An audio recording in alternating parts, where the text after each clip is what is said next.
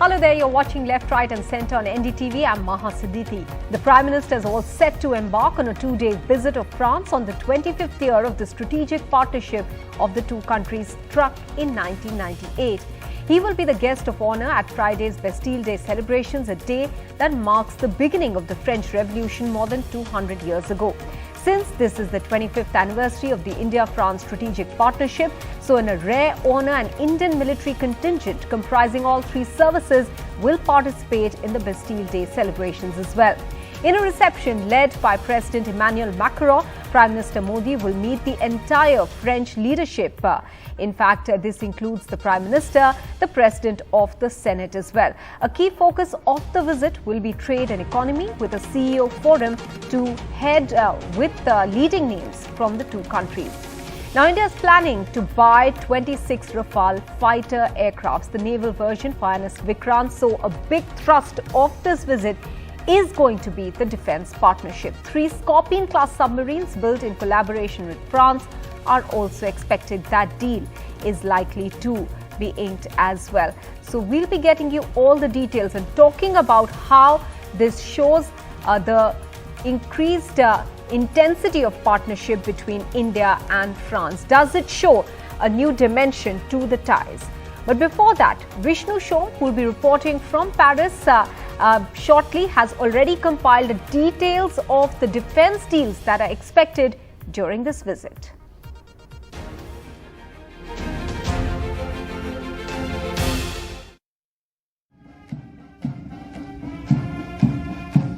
When these Indian Army, Air Force and Navy soldiers march down the Champs-Élysées in Paris this Friday, they'll be reviving an abiding link between India and France. An association that's often forgotten in India, but never in France. 74,000 Indian soldiers were killed in action in the First World War, many fighting in France and Western Europe. Indian soldiers returned to fight in the Second World War, a massive contribution against a global enemy, Nazi fascism. On Bastille Day, France's National Day, 269 Indian soldiers will march down Paris's Grand Avenue. Our Air Force's Rafale fighters will fly overhead, and our Prime Minister will be the guest of honor as both nations celebrate 25 years of a strategic relationship.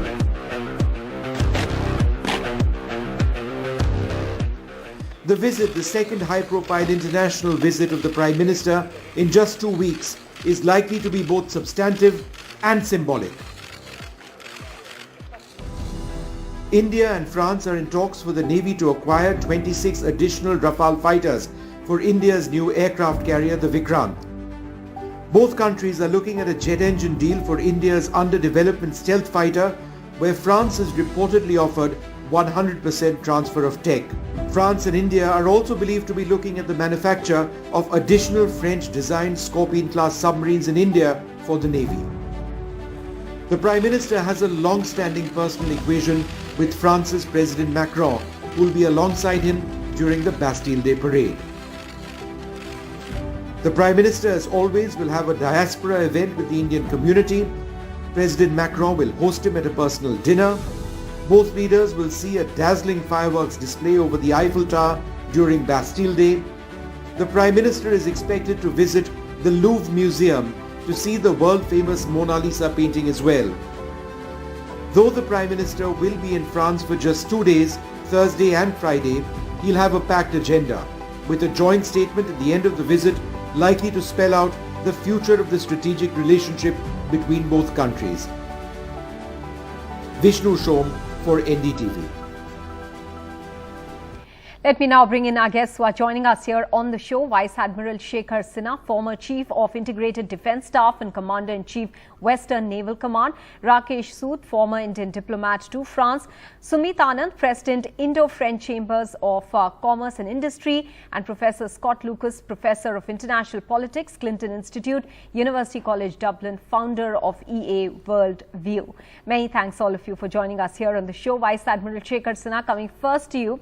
So how important important is it for India now at this juncture, specifically when we talk about Make in India, to move away from the buyer-seller equation and stress on technology transfer, co-production, joint production, however you may phrase that? How much of it is likely to come during this visit? Well, thank you for getting me on your program. You must remember that, some time back, there was a trial carried out at the shore-based test facility in Goa of both the F-18 and the Rafale aircraft. And at that point in time, I think on your show, I was asked this question as to which is better. And my take was that both aircraft have met the parameters, but now it is between the governments as to which works out to be logistically more affordable. And I think that this is exactly what the government has gone in for. The Indian Air Force is already operating these aircraft, and there will be commonality of at least 75 to 80% of the equipment. And therefore, it makes sense that the repair facilities and the logistics chain are going to be very, very easy. Having said that, technically, this is a very advanced aircraft, much advanced than any contemporary fighter that we see here in that category. It's nearly about 4.5 generation. So from that point of view, it's very important. And as you know that Vikrant was without an aircraft, we were operating the MiG-29Ks from both the carriers. But important thing is that, there is nothing attached to no conditionalities attached to any French purchases that we do. Buying 26 aircraft and what the Air Force has, it does not make economic viability sense as far as manufacturing is concerned. But I'm sure if the government looks at more aircraft, 111 which are required for the Air Force, then it is quite possible that the Frenchies may consider transferring the technology and building the aircraft here. Siddiqui. So I want to very quickly clarify one point with you, because there's constant talk about technology transfer, and we've seen that even during the Prime Minister's visit to the United States. Does joint development technically means we are coming closer to technology transfer? Yes. What happens is in the joint development, at the time of development, the two countries are actually talking about the jigs and fixtures and how do you go about making it, the work procedures. And there is a very good chance of a large percentage of the technology being understood. People will work and people will, get the technology in due course. It may not happen immediately because it does not make sense. After all, it is the IPR for which a country charges the money. Right. So I think that IPR transfer is something very, very important, and that has got a cost which can be amortized over the larger number of aircraft or whatever you're making. All right. So I'll move between defense and the symbolism of the visit and other aspects that this visit entails, the 25 years of the strategic partnership between India and France. I want to go across to Ambassador Rakesh Sood now. Sir, the Prime Minister is going to be a guest of honor at the Bastille Day parade.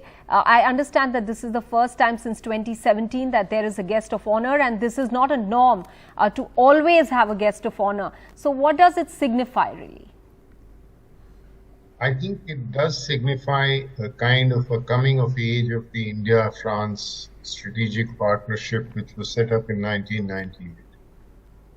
You go back, you must understand that in 1998, when President Jacques Chirac came to India as the chief guest on India's Republic Day, that is when the India-France strategic partnership was signed.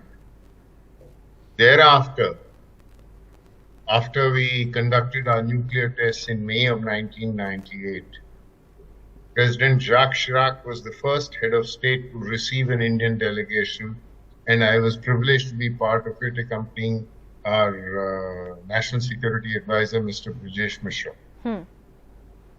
So it was a sign that there was a strong strategic partnership. Now that strategic partnership at that point in time was focused on nuclear, space, and defense. Since after 2001, 9/11, 2001, counterterrorism was added to it. Thereafter, the economic focus was added to it. So today, we have more than 40 dialogues with France ranging from urban transportation to smart cities to fintech, defense, space, nuclear, etc., etc. And I think that it is a strategic partnership that has matured considerably. The test of a strategic partnership is that you're able to discuss everything, but your divergences are not discussed in public. And I think the India-France strategic partnership reflects that very easily. All right. Okay. All right. So what you're suggesting is that India-France relationship is a mature one, and it is only set to grow from here. But in that context, I want to bring in the element of trade. Sumit Anand, is trade an element between the two sides that really needs to see a boost? So that's a great question, and thank you so much for having me. I think there's two parts to it. There's trade and there's investment. If we just stay on trade for a moment, I think it's important to highlight that in 2022, France and India had $15 billion of trade, which was a target actually set for 2025. So 3 years in advance, that was achieved. And if you look at the partnership that actually exists between France and India, it's really on the investment side, whether it's investment in services in India, where Indian talent is serving global competencies of many of the large French companies, or whether it is in terms of investment in India for the domestic market to make in India, and increasingly to start exploring export opportunities from India. So I think both trade and investment are doing well. On the investment side, I should point out that France has French companies in India have a revenue of about 15 billion euros annually, which is 120 crores. They employ about 400,000 people in India, and out of this, 120 crores, at least half of it has come in the last 5 years. So clearly there's an acceleration which is happening in business relations, in trade and investment. Obviously, what would give it a big boost on the trade side is if India and the EU were to sign a free trade agreement. Now, those discussions have finally started in the last year. I think that, from what I understand, they are progressing. And I think, we can hope that both the EU and India, and obviously France and India will mutually benefit from that, can come up with an ambitious free trade agreement to enhance the relationship which is there and across various sectors. And I can talk a little about the sectors if you want in a minute. We'll come back to you on that count because, yes, India has had trade agreements with the UAE in record time. With Australia, again, we are looking at a full trade deal as well. An interim one has been signed. But what about the other countries that India is in talks with? And their EU becomes very important as well. We'll come to you for a sector-wise breakup. But before that, let me go across to Professor Scott Lucas. And I want to bring in the subject of Ukraine, sir, with you. Considering that both these leaders, Prime Minister Modi and President Macron as well, have had at least some lines of communication open with President Vladimir Putin. Of course, Russia is India's old ally, therefore, and President Macron has also under the radar played a role, at least in getting humanitarian corridors open at the height of the war in Ukraine from some of the very critical areas. Now, are these two leaders, would you say, best placed in some sense to help push for an end to the war? And how significant do you believe that this part of discussion will be between the two? I wish I could say that this meeting between President Macron and Prime Minister Modi would open up the possibility of getting an end to the Russian invasion in Ukraine, but that's not going to happen. And I think both leaders recognize that. They have tried to urge Vladimir Putin to pull back from the invasion. We saw that from Prime Minister Modi just before the Russian invasion to try to prevent it. We saw it from Emmanuel Macron as well, and they couldn't stop it. The fact is that Putin is committed to maintaining these attacks on Ukraine, even while he's losing on the battlefield. Instead, what I think you're seeing is something very different and just as important with Ukraine as a catalyst. If you might remember a year ago, you and I would have been talking about what looked to be a serious split between India and the US, but to an extent, India and Europe, because India was refusing to call this an invasion. And of course, India was benefiting from cheap Russian energy supplies, and that continues to be the case. But I think what has happened is that, first of all, we've had a live and let live arrangement, which is that the U.S., European countries, including France, have accepted that India will benefit economically from cheap energy, and they're not going to push India to condemn the invasion. At the same time, India is not going to go out of its way to give any appearance of support to the Russians. And now I think we're probably seeing something which is a little bit further and longer term. And that is that if you look both at Prime Minister Modi's visit to the United States and to France, what you're looking at is, I think, India realigning itself in terms of its diplomatic ties and in terms of its military to not have as much of a stake with ties with Russia. Russia provided, I think, around 2/3 of India's military purchases last year. That's not going to stop completely, but India, I think, is going to start diversifying in terms of where it gets equipment, especially for its air and naval forces, and the technology transfer agreements, which are developing, would be a further incentive for India to be looking away from Moscow in terms of its future development. Okay, but there's one important aspect here, and that slightly takes us away from France, and that is US. There has been not only after the Ukraine war, but much before that, a lot of stress from the US side for India to take military equipment from them as well. And India and Vice Admiral Sinha, I want to bring you in over here. India has been trying to diversify its basket of purchase of military equipment. Israel, France being one of the not newer, but at least entrants in the recent past, isn't it? And that really isn't directly linked to the Ukraine war, is it? I think you're absolutely right. After the fall of Soviet Empire, if you may say that, we found that the Soviet Union, or Russia as it became later on, was in a little difficult situation to support the logistics requirement of the existing weapon systems of India. And India had Soviet weapon systems and platforms. That is because the US had declined to part with it because it was supporting Pakistan at that time. So, after the 71 war, therefore the strategic agreement was signed between the two countries. Under that, India remained a buyer and supplier. But after the logistics chain, which was not able to meet the requirement, and also the technology was not advancing, and the economy doing slightly better with the present government of Prime Minister Modi, it was realized that now it is quite possible for us to start moving towards the Western equipment, which is more modern technology, and subsequently start building them in our own country. So you are absolutely right in saying that we have started moving away from one basket. And right now, the percentage of the Russian equipment is probably less than 60% now. The armed forces work on a little bit of principle that about 30% of the items, platforms will be legacy because of the life of those equipment. And about 50% will be contemporary. And rest 20% is by and large is a futuristic technology which is pending induction. Okay. So if you take that, you will find that we are almost into that group. Because if you see the transport fleet of Air Force, C-17 and C-130 Chinook helicopters, Apache helicopters. So this is a very major chunk of the, the transportation of troops. As far as the Navy is concerned, the P-8I was the first one, which happened a little earlier. But now you're talking about the Sikorsky helicopter, the anti-submarine helicopters, which are state of the art. And now with, with France, we are having this. In between, we have had, the jet engine sort of manufacturing 80% transfer of technology.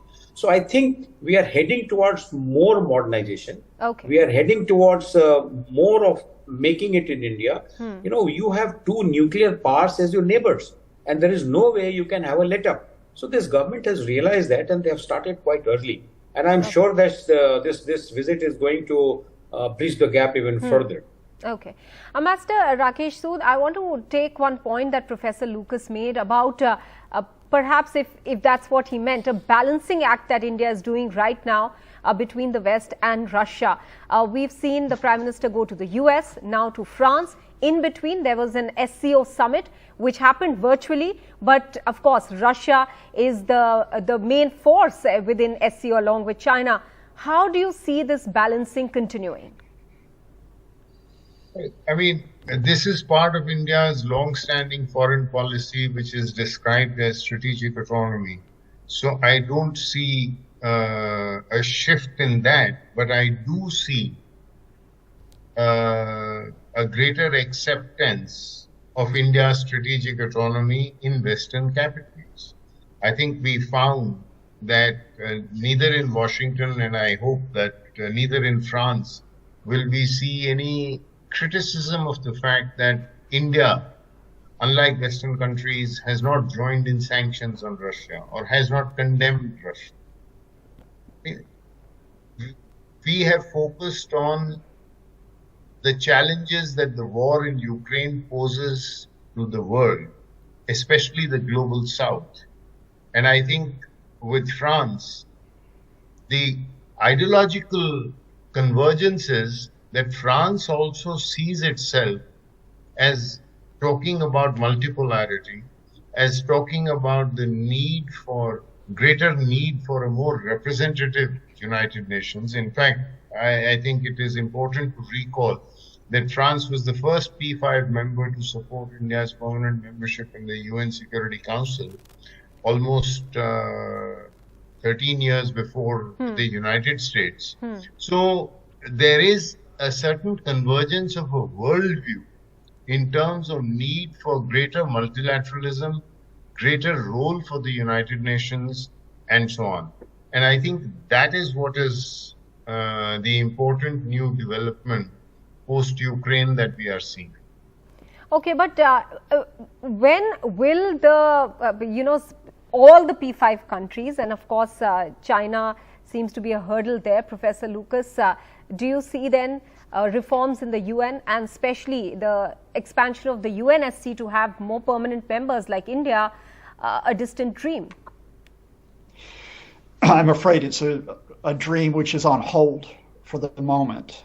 And that is that there are a number of crises in the world, but with that central place of the Russian invasion of Ukraine occupying so much of everybody's time, I don't think the UN is going to engage with that question of expansion of the Security Council or adding India as a permanent member, especially because, as you noted, the Chinese are likely to block it at this point, and the Russians would be at best ambivalent because they're not sure what it would mean to bring India into play as well. So I think what you're seeing instead is in fact, again, through Prime Minister Modi, but the rest of the Indian government, the diplomats, the military people that you've been speaking to, is the idea of, all right, you build up your relationships with individual countries, you build up your relationships with other organizations like the SCO, like the G20.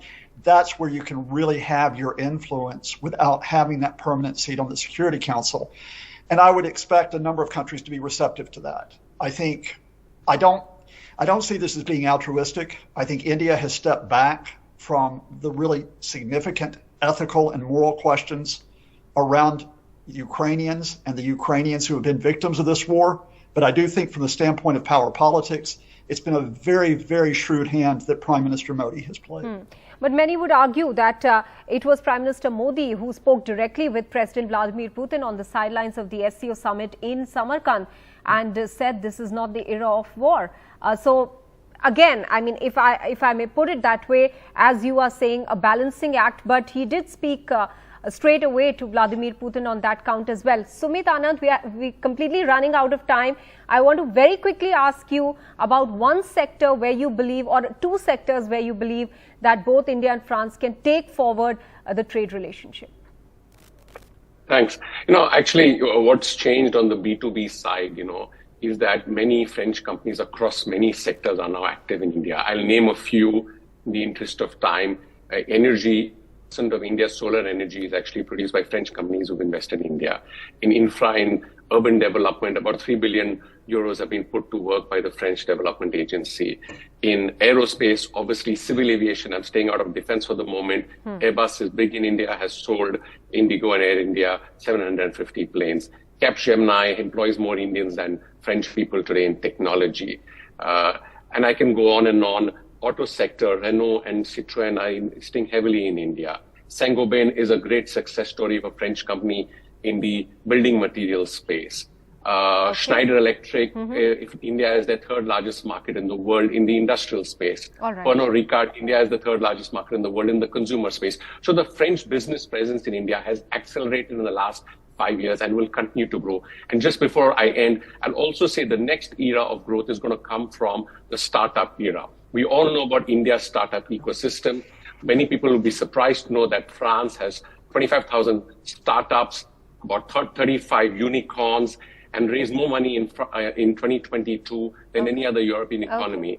And Privatech, which is the French ecosystem for startups, is the largest one in Europe, is actually held in France, and India was a partner country. So the next area of growth is between startups between India and France. So there's a lot to happen in the area of trade and investment. Okay, we'll have to leave it at that. Many thanks to all of you for joining us here on the discussion. Now, when the Indian Army, Navy and Air Force soldiers march down the Champs-Élysées this Friday, they will be reviving a military link that is often forgotten back home. Indian soldiers had a critical role to play during the First and the Second World Wars, fighting with valor in Western Europe. The staggering casualties they suffered and the horrific conditions that they fought in were part of the horror of the wars. The Indian Army's Punjab Regiment, which you will see here practicing in Paris ahead of the Bastille Day, the French National Day, has an incredible history of valor and courage that has defined them for generations, both before India became independent and well after independence as well.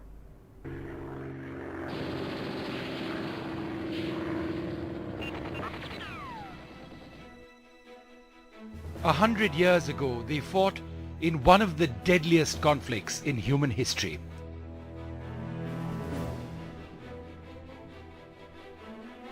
A war so brutal that it left 16 million dead and more than 20 million wounded. Did you know that of those who were killed in the First World War, 74,187 were Indians?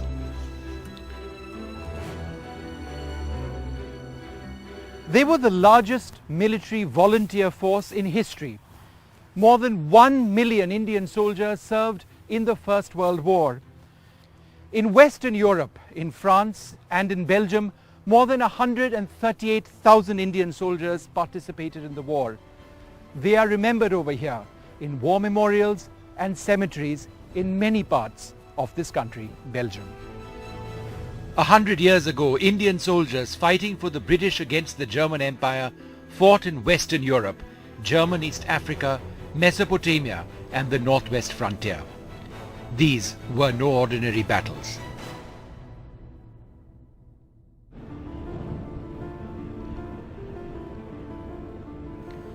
These are the Flanders fields of Belgium today, lush agricultural land, rolling countryside. 100 years ago, these were fields of death.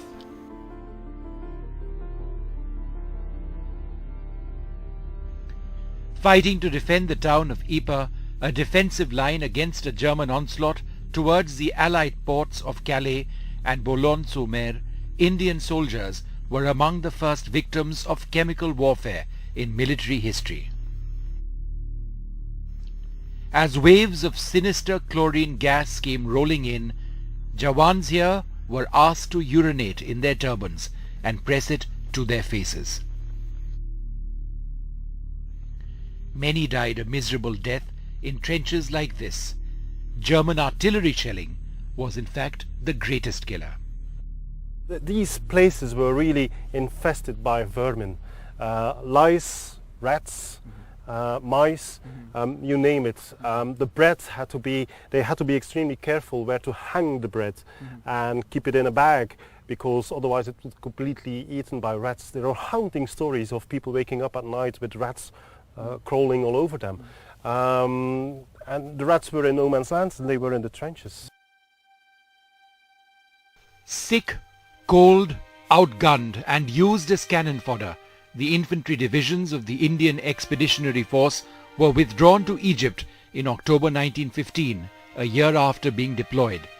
with 2 Indian cavalry divisions remaining on the Western Front.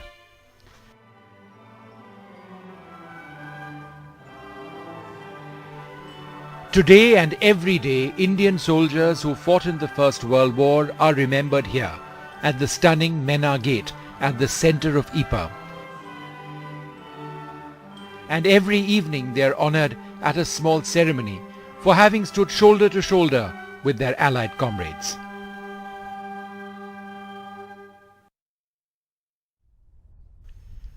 Though there is a small Indian memorial here, constructed belatedly, the use of the emblem of India is a historical inaccuracy.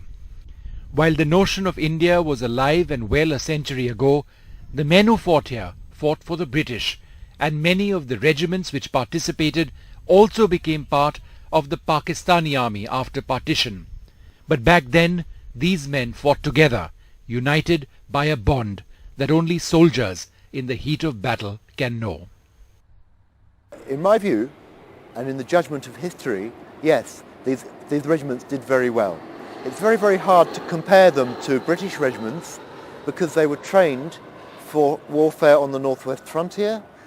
They were trained in a different way to continental armies, but they had to come to do a job on continental Europe, which they were not prepared for. In many ways, they were just as good. In other ways, they were not as well prepared. The role of Indians in the First and Second World War remain forgotten chapters of our history. The strange irony is that India Gate, the site of independent India's Amar Jawan Jyoti, was originally built as a tribute to the Indian soldier often fighting thousands of kilometers away in the First World War, a war that came to redefine the nature of conflict. Vishnu Shom for NDTV.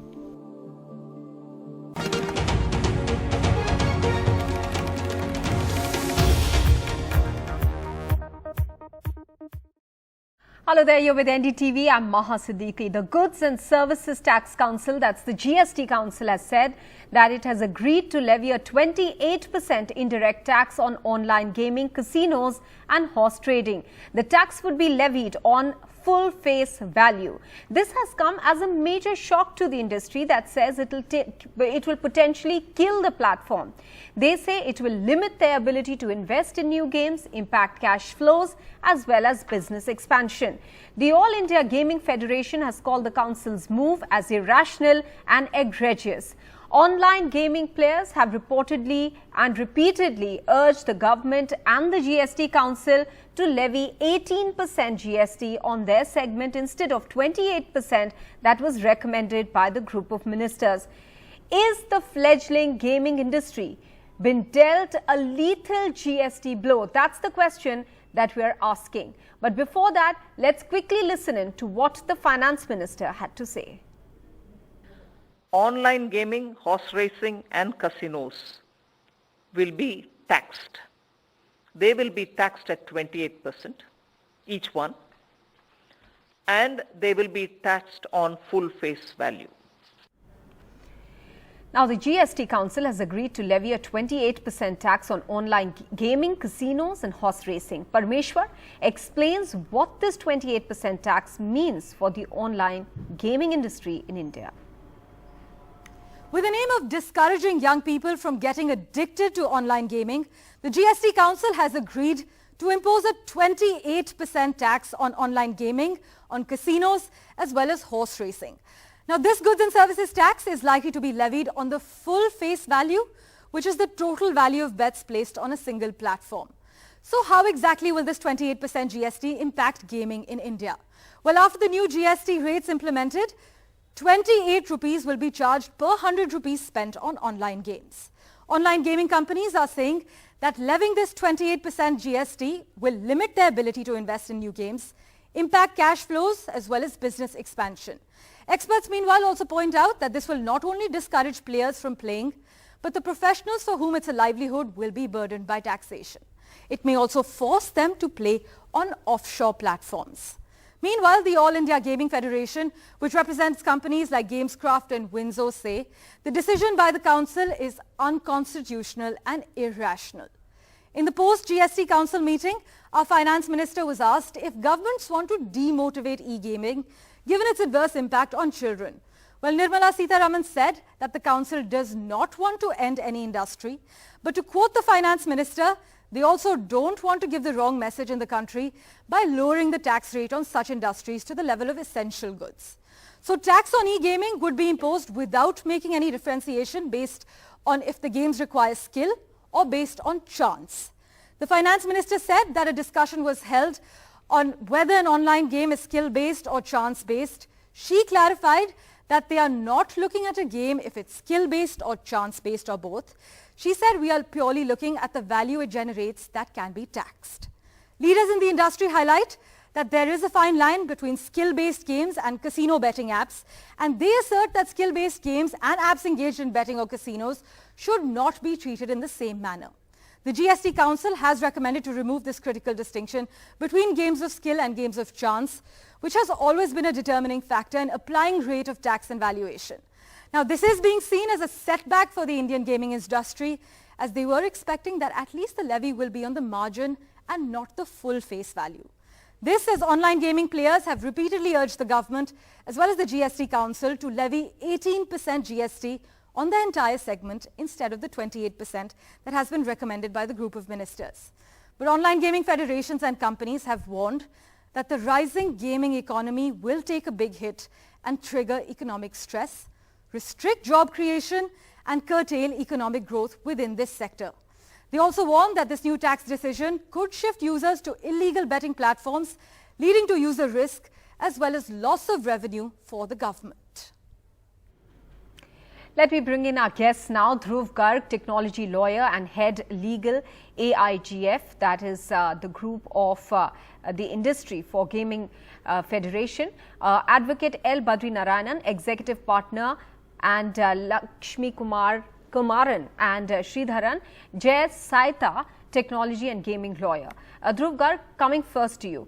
Should skill-based games and apps engaged in betting or casinos be treated differently? That was the demand that you all were making, I understand.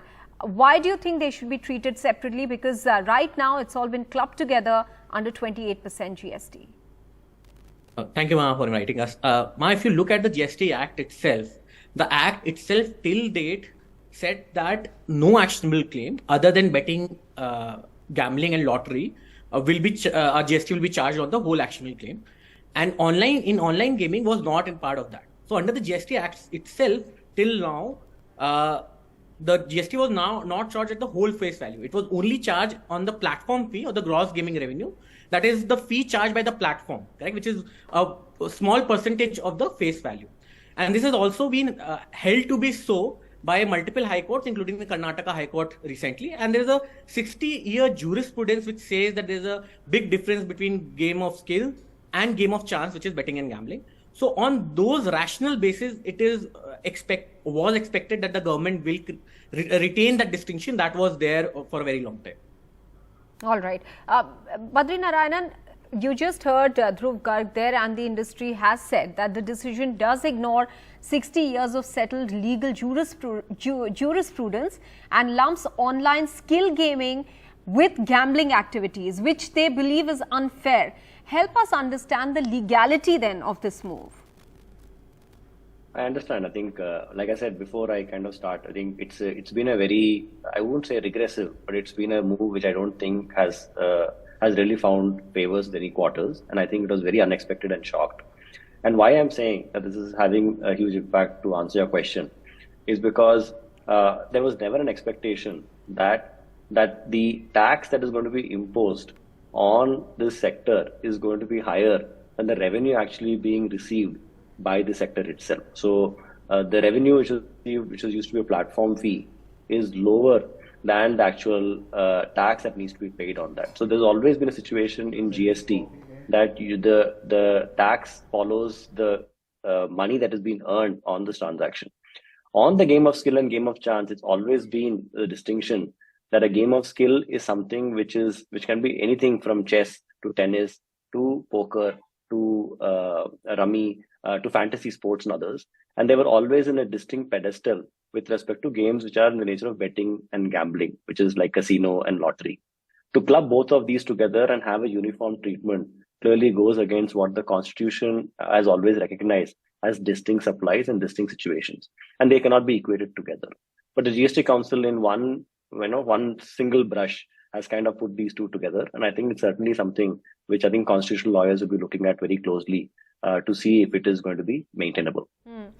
Jay Sehta, you just heard the previous speaker there saying that there is a likelihood of the revenues being now curtailed because of this heavy GST. Now, will that make the gaming industry itself unviable, or is it too early to assume that this might be the outcome? I mean, to answer your question, there will definitely certainly be a huge hit on the gaming industry. I may not go as far as saying it will kill the industry or be a death knell and so on, but it will definitely have a huge impact, an adverse impact. What remains to be seen is the clarification, or the exact wording of this new law, the amendment to the CGST Act, which the government is trying to bring, which the Revenue Secretary said they will bring in the monsoon session of the Parliament, so in a couple of weeks from now, on how it is worded and how they define the term full face value of the bet, whether it is going to be during the initial deposit that a player makes, when he enters an online gaming site, and then he can play multiple rounds of games with that deposit, or whether it is going to be on each game or each contest separately. So I think that is also an important clarification that all of us await, the fine print of the wording of the new of the amendments to the CGST law. So I think that is going to be very important. But either way, there is going to be a substantial impact, and there is no shying away from that. Dhruv Garg, while the industry wants a distinction between games based on skill to those like betting, the finance minister is also making a distinction. She is saying that how can essential goods and services be equated with something like gaming or entertainment? Does that logic not cut eyes? It does not, Maha, because you have to understand that gaming online, when we talk about online gaming, it is based on a platform economy, correct? So what these online gaming companies are doing, they're just providing platform, and whatever the money comes, they only retain a very small percentage as a platform fee. Rest of the money, the players take back, correct, as winnings. So it is not that they are paying the whole amount just to play the games. They take back significant amount. For example, if someone puts in 100 rupees, the platform may charge, let's say, 10 rupee as the platform fee, and the rest 90 goes to the winner.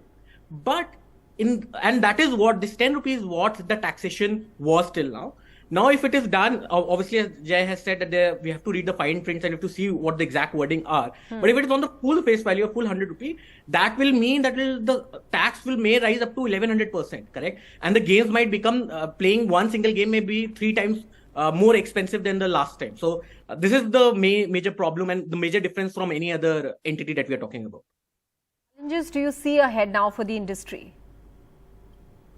So I think a couple of points I just thought I'll add. Sure. So go ahead. I think why this is an important change. For example, let us say I am a travel company. So let's say, for example, I am Make My Trip, and let us say, for example, I earn say 10% commission on the sale of rooms on my platform. Today, I am paying GST at 18% on my commission that I'm earning on sale of my room. If you want to increase that to 28%, I think the industry is very fair and saying that no problem. You don't equate us with essential goods or even normal services. We are willing to pay a sin tax to the extent of 28%. And on the commission that we earn, we are quite happy to kind of give that 28%. What the government is proposing is that not only will Make My Trip or equivalent pay its 28% on its commission, but also on the hotel charges itself. So let's say, for example, there's a hotel charge of 10,000 rupees. They want to levy GST in the hands of Make My Trip or equivalent platform, not only the 10%, say the 1,000 rupees that it earns as its revenue, but also 28% on the total value of this thing.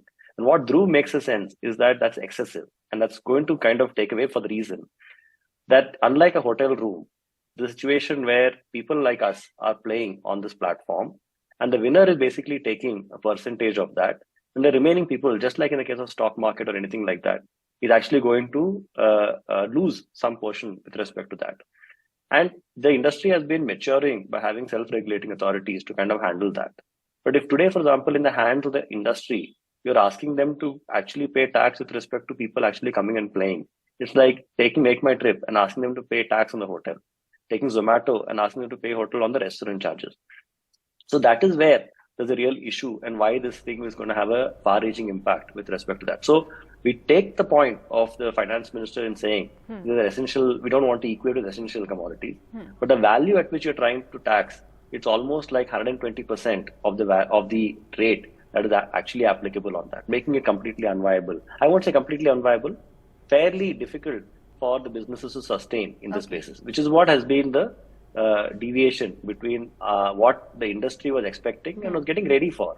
And I think to be fair to the industry, they've been saying that we're quite happy to do 28% on whatever we earn, but not on what people play or as deposits and take it away, as Dhruv explained. All right. And Jay, there is some amount of narrative also being built up that this could lead to loss of employment opportunities and huge impact on marquee investors who are heavily invested in this sunrise sector. What would you say about that? Yes, I think definitely, although the decision has not been implemented yet, and we'll have to wait for the law, as I said, but already it is causing a huge dent on the investor confidence on, deals that were supposed to happen in the pipeline and they are getting cancelled. And already there is talk of downsizing by the gaming companies.